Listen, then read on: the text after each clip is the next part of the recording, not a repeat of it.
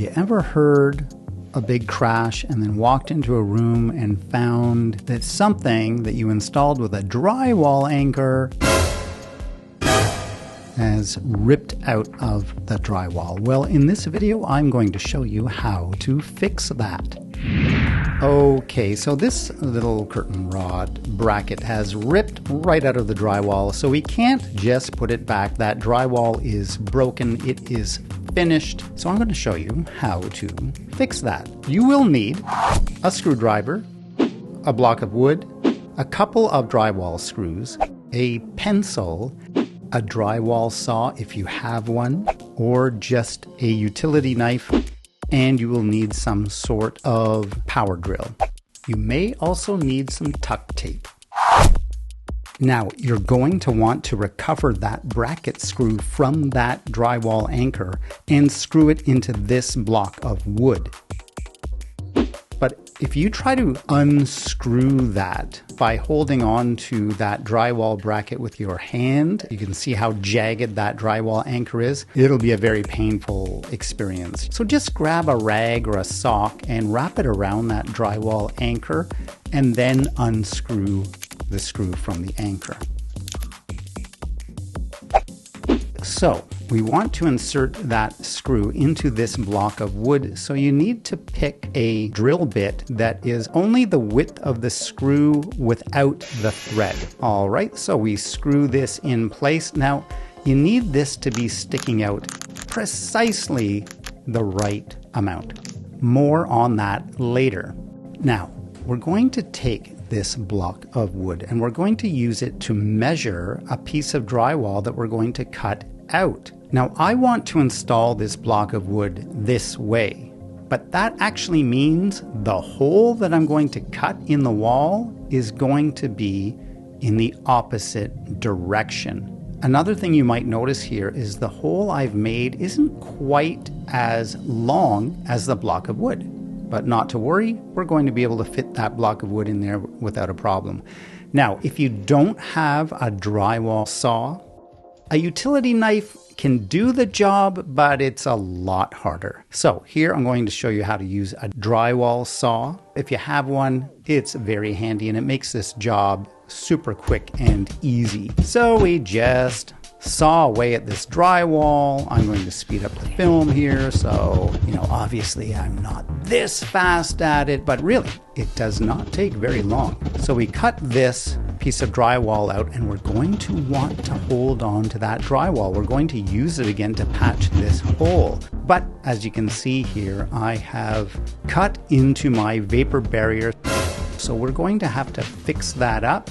Now, if I had some tuck tape, I would use that. I was surprised I didn't have some tuck tape, so I used some Gorilla Tape instead. This is not nearly as difficult as you might think because the vapor barrier is being held pretty firmly in place all around the sides. So as long as you can get two hands in there, it's pretty easy. Now we're going to measure the distance we need this screw sticking out of the block of wood. So obviously it needs to be the width of the drywall, but we can get more precise than that. Yes, we use that hanger bracket and we will adjust that screw until that hanger bracket is able to grab onto that screw head and hold firmly on. We're not quite there yet. One more adjustment and that pretty much does it. This is the right height to have this sticking out of our block of wood. And you can see we could hold on to it like that. All right, so now let's install this block of wood. As you can see, it wouldn't fit if you just held it straight, but if we hold it in on an angle, yeah, it slides right on in there.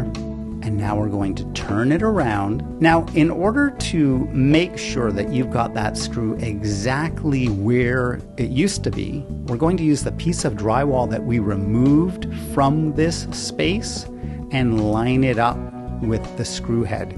That way we know that screw head is sticking out exactly where it was before this accident happened. So that's being held in there by the insulation behind the wall. And essentially what we're going to do is we're going to attach this block of wood to the drywall using 2 drywall screws. So this is probably the most difficult part of the job. You do have to get your thumb and your fingers around there to clamp onto that wood. Now, after the screw bites into the wood, then it's not a problem. That screw will just pull that wood into the drywall. And then here, you want to make sure you tighten that screw just to the right amount. Just enough so it's pulling the drywall paper in, but not breaking the paper. And that one screw alone is holding that block of wood in quite nicely. Now you saw I had some trouble with that old poor quality bit, so I'm using this nice DeWalt bit now to finish the job on the bottom screw. Sorry, I have to be in the way here, but that nice bit just pulled that screw head in very, very nicely. And as you can see, it's sunk in, but not quite ripping the paper. That's what you want. Now that block of wood is in there quite firm. All right, so just testing here, and that's really great, but I will remind you, we're going to be adding drywall compound and paint here, so I would recommend that you actually loosen up that screw head a little bit before you get into doing all this. So I'm not the world's best drywall mudder, so I would not presume to teach anybody how to do this, but nonetheless, I thought I'd show you this basic approach that I take. I've used some drywall compound and some drywall paper joint tape. I did a couple of different layers, waited for it to dry, sanded it, and then here's my trick to quick paint touch-ups. I'll apply the paint with a hand brush, but then roll it with a dry roller. That gives you the nice finished look of a paint roller without having to load up that paint roller with paint. And there you go. That's how I fix little holes in drywall when they occur. If this has happened to you and you were able to use this technique successfully, let me know in a comment below. And I'd so appreciate if you liked and subscribed, and I'll see you in the next one.